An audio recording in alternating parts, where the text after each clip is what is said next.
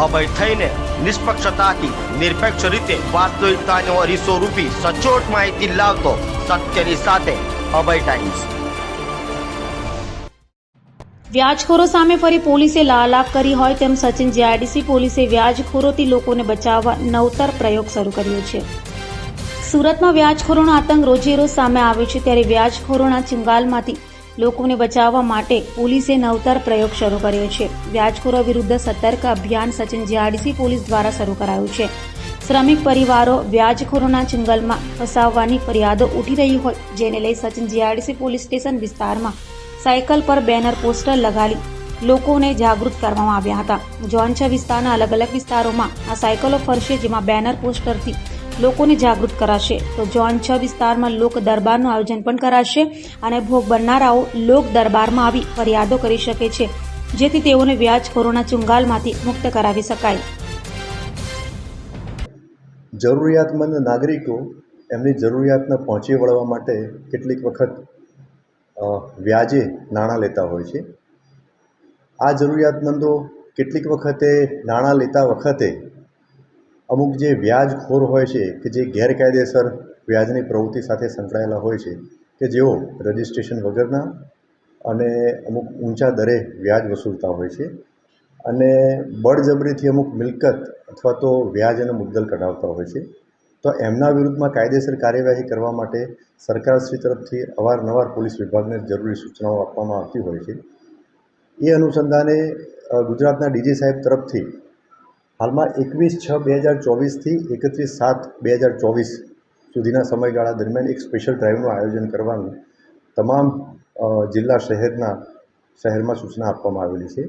જે અનુસંધાને આ સ્પેશિયલ ડ્રાઈવ દરમિયાન અસરકારક કામગીરી થાય તેના માટે સુરત શહેરના પોલીસ કમિશનર શ્રી અનુપમસિંહ ગેહલોત સાહેબે સિનિયર ઓફિસર અને સાથે સાથે થાણા અમલદારને પણ જરૂરી સૂચના અને બ્રીફિંગ કરેલ છે। જે અનુસંધાને આજરોજ ઝોન 6ના નાયબ પોલીસ કમિશનર શ્રી રાજેશ પરમાર સાહેબની સૂચના અન્વયે આઈ ડિવિઝનના સચિન જીઆઈડીસી પોલીસ સ્ટેશનમાં એક ટ્રાયસિકલ એક બેનર લગાવી અને એની શરૂઆત કરવામાં આવેલી છે। આ ટ્રાયસિકલ ઝોન 6 વિસ્તારમાં અલગ અલગ વિસ્તારમાં ફરશે અને લોકોમાં એક જાગૃતિ આવે, એટલે કે એ જાગૃતિ એ અનુસંધાને લોકો જે આ ગેરકાયદેસર વ્યાજખોરોના આતંકના ભોગ બનેલા હોય એ સામે આવી અને પોલીસ સ્ટેશનમાં જે તે અરજી અથવા તો ફરિયાદ આપે અને એની સાથે સાથે જો એમને વ્યાજે નાણાં લેવા હોય તો એવી સરકાર માન્ય સંસ્થાઓ પાસેથી જ જે વ્યાજે નાણાં લે એ બાબતમાં પણ જાગૃતિ લેવા માટે આ જે ટ્રાયસિકલ જે છે એમાં જે બેનર લગાવવામાં આવેલું છે એમાં એ લખાણો લખવામાં આવેલા છે। લોકોમાં જાગૃતિ આવે એના માટે થોડા જ ટૂંક સમયમાં જ એક ઝોન 6માં એક લોક દરબારનું આયોજન પણ કરવામાં આવનાર છે। તેમાં આ લોકોની અંદર જે જાગૃતિ આવે તો લોકો જે ભોગ બનેલા હોય અને સામાન્ય નાગરિકો હોય એ આ લોક દરબારને એટેન્ડ કરે અને એ લોક દરબારમાં જે સરકાર માન્ય નાણાકીય સંસ્થાઓ જે છે એના પ્રતિનિધિ પણ હાજર રહેશે એવી વ્યવસ્થા કરવામાં આવનાર છે અને એ પ્રતિનિધિઓ કેટલા દરની કઈ રીતના લોન મળી શકે અને એમાં શું પ્રોસેસ હોય છે એની જાણકારી પણ આ લોક દરબારમાં મળશે।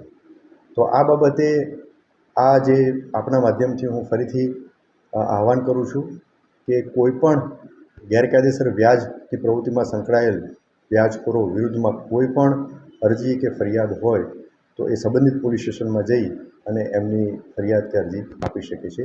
પોલીસ આ બાબતે ખૂબ જ કડક કાર્યવાહી અને તાત્કાલિક પગલાં લેશે, એ બાબતે લોકોને આહવાન કરું છું।